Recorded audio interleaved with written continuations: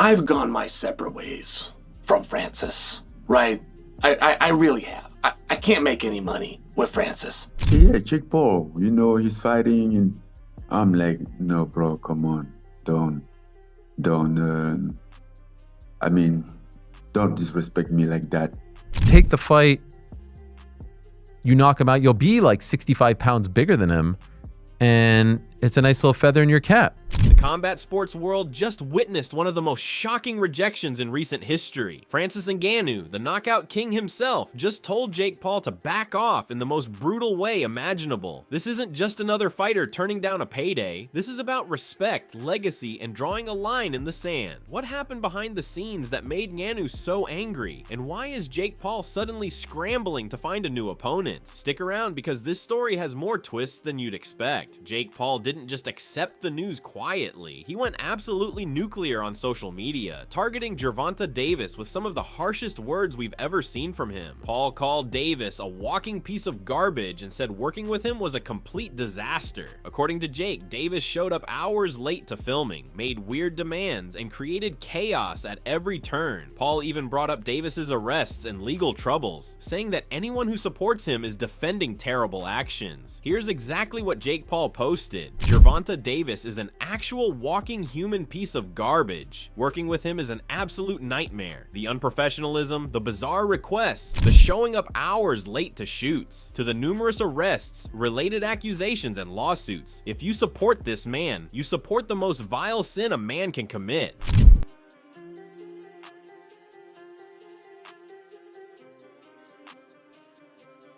Jake wasn't done yet. He kept going, posting another message that explained why he decided to pull the plug on the entire fight. Paul said he refused to give someone with a history of abusing women a bigger platform or more money. He pointed out that his company focuses on empowering women, so promoting Davis didn't match his values. Jake apologized to everyone affected, especially the undercard fighters and his MVP team who put in so much work preparing for an event that was now canceled. He even said it's scary that men like Davis can reach the top of sports and culture. His follow-up tweet said, "I didn't want to give this woman abuser a platform to grow his fans and to grow his bank account. My company champions women. I'm so sorry to everyone involved, mostly to the undercard fighters, to my team at MVP, and to my team who worked so hard prepping for this fight, sacrificing time with loved ones and kids just for this fool to lose his unintelligent mind again. It's scary that devilish men like this can rise to the top of culture and sports, including in positions of power."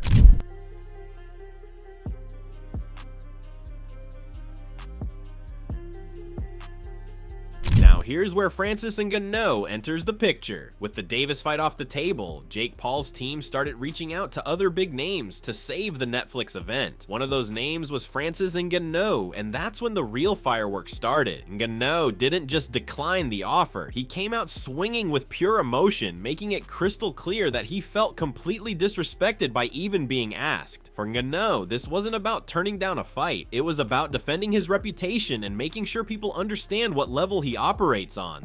There's no such of thing happening. Basically, like how can they go from like Gervonta Davis to Francis Ngannou? Like, I mean, Gervonta Davis is a fantastic boxer, but and is a one-shot knockout artist. But come on, like the weight different and everything, it make no sense. The Gervonta Davis, you say, okay, the size different can level up.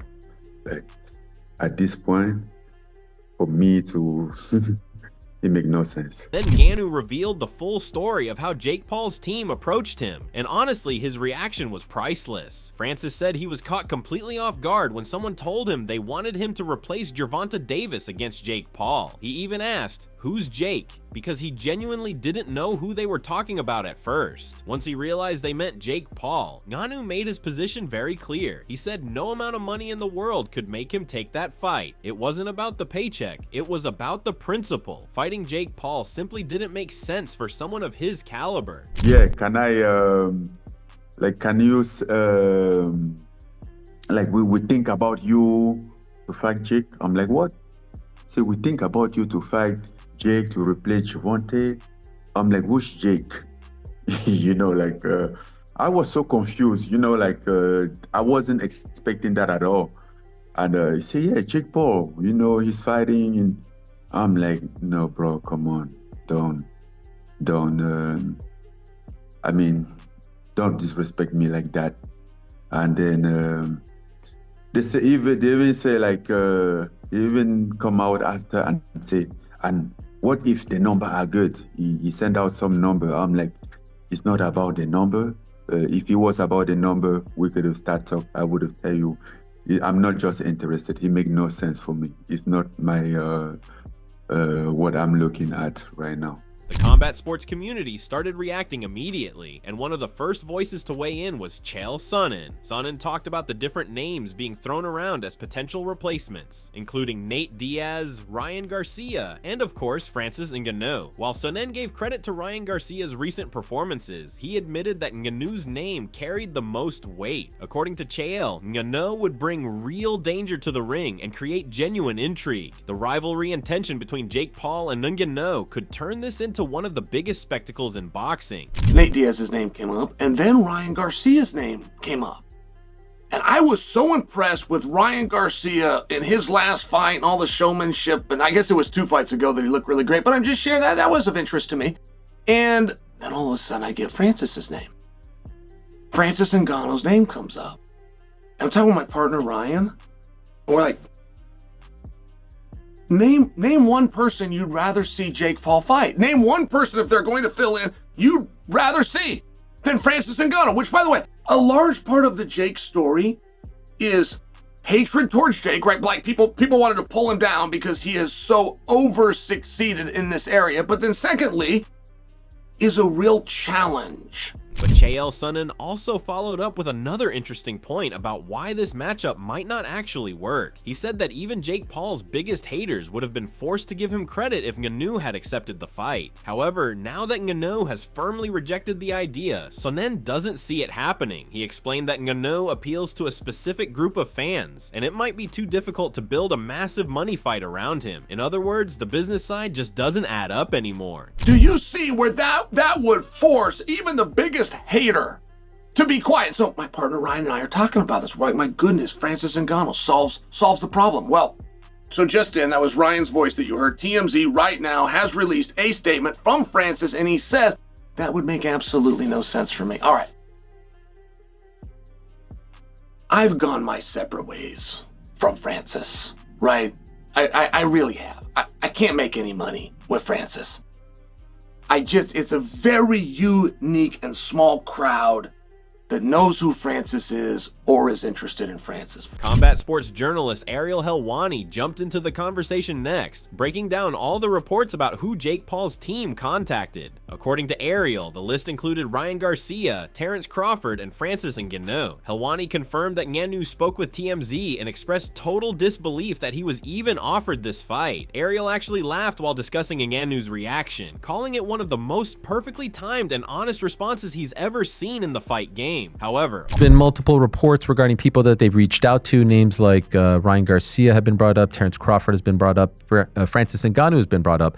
And Francis Ngannou spoke to TMZ today, and he did confirm that he was contacted. And the quote was, "How can they go from Gervonta Davis to Francis Ngannou? It makes no sense." He was like, quote, "We think about you to fight Jake." I'm like, what? Which Jake? Bro, come on, don't disrespect me like that. What the fuck is that? That might have been the most timely "what the F is that" of all time. Ariel Helwani also shared a different perspective with his co-host Eric Jackman. Helwani said he could actually see some positives to the Francis Ngannou versus Jake Paul matchup. In his view, Ngannou could have easily taken the fight, dominated Jake Paul in the ring, and added another impressive win to his resume. Ariel felt this could have been a solid backup option that would have created massive buzz throughout the entire combat sports world. It would have given fans something exciting to talk about, while also letting Ngannou collect a huge paycheck. What do you guys think about that stance from Francis? Because actually, there's a part of me that thinks, take the fight, you knock him out, you'll be like 65 pounds bigger than him, and it's a nice little feather in your cap. I think that was a great backup solution. I think Francis versus Jake is a great fight. UFC bantamweight champion Sean O'Malley also shared his thoughts on the situation, and his reaction was pretty much what you'd expect. O'Malley said the idea of Jake Paul fighting Francis Ngannou sounds absolutely terrifying. He pointed out that even Terence Crawford would be an incredibly dangerous opponent for Jake. But when it comes to realistic options, O'Malley believes Ryan Garcia makes the most sense as a replacement. In fact, Sean suggested that Ryan Garcia might actually be a tougher challenge than Gervonta Davis would have been, and he'd definitely be interested in watching that fight. But dude, Francis, that would be scary. I would actually be kind of scared for Jake. Holy shit. Terrence would be kind of scary too. Yep. What do you think of Ryan? I feel like Ryan is a comparable trade out for Gervonta. Yeah, I mean, I think it makes sense. What do you think that matchup happens between those It'd two? be interesting. I feel like Ryan would be a harder fight than Gervonta. I would say so. They're the same way size-wise. Gervonta beat Ryan.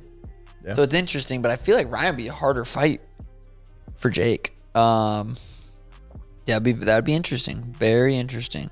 Let's rewind and break down exactly how we got here. Jake Paul had big plans for his next boxing match, and the name on everyone's lips was Gervonta Davis. The two had been going back and forth, and it looked like we were finally going to see them settle it in the ring, but then everything fell apart. Suddenly, the fight that everyone wanted to see was completely canceled. The official word came out fast and hit hard. Most Valuable Promotions and Netflix will no longer move forward with Jake Paul versus Gervonta Davis. Plans remain for a Jake Paul headlined event on Netflix in 2025.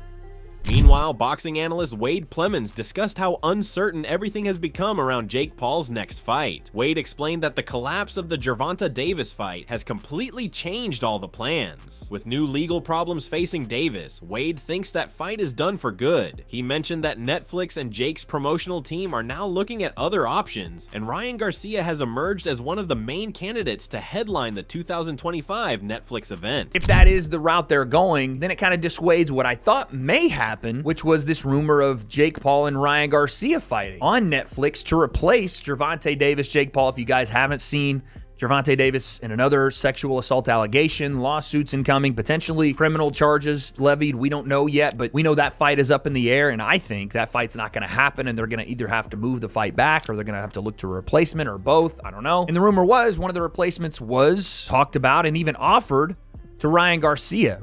Wade Plemons also commented on Oscar De La Hoya's recent statements about the rumors linking Ryan Garcia to Jake Paul. Wade noticed that Oscar seemed to be speaking directly to Ryan as much as he was addressing the media. Oscar's message was clear: this fight isn't happening because Ryan Garcia is locked into exclusive contracts with DAZN and Golden Boy Promotions. Wade agreed with De La Hoya's assessment from a business perspective, explaining that Garcia's contractual obligations legally prevent him from fighting on Netflix or any other platform. Those contracts are airtight. Always seems like when Oscar decides to address something with Ryan Garcia, that he's not only addressing us, the people, that he's addressing Ryan Garcia. He's like, through us, telling Ryan, no, you're not fighting Jake Paul, no matter how much you want to fight. That's what it seems like, is like, no matter how much you want to fight Jake Paul, you're not fighting him. I don't even think that was meant for us. I think that was him telling Ryan. And you even hear it there. He's like, oh, Ryan's going to say, I'm keeping him from making money or whatever. But in this case, Oscar is right. If Ryan is signed to Golden Boy and Golden Boy is exclusively signed to DAZN for, fight rights, then Ryan has to fight on DAZN. I think that's pretty reasonable for Oscar. I didn't know that Golden Boy was exclusive to DAZN. I didn't know that was a thing. But if that is the thing, then yeah, that makes a lot of sense. And so here we are. What started as Jake Paul calling out Gervonta Davis has turned into one of the craziest stories of the year. The Netflix deal is still on the table. Jake's social media explosion made headlines everywhere. And now Francis Ngannou has rejected Jake's offer in the most savage way possible. Ngannou's response wasn't just a simple no thanks. It was a powerful statement about his values and what he stands for in this sport. Not every fighter is chasing viral moments or easy money. Some actually care about their legacy and won't compromise for anything. So now it's your turn to weigh in. Do you think Francis Ngannou made the right decision by rejecting Jake Paul's offer? Should Ngannou have taken the money and used the platform to prove his dominance? And who do you think Jake Paul should fight next on Netflix? Ryan Garcia, Terence Crawford, Crawford, or maybe someone completely different? Let us know what you think in the comments below. If you enjoyed this breakdown and want more real combat sports news without the fluff, hit that like button right now, subscribe to the channel, and turn on those notifications so you never miss an update. Trust us, this story is far from over, and things are about to get even more interesting.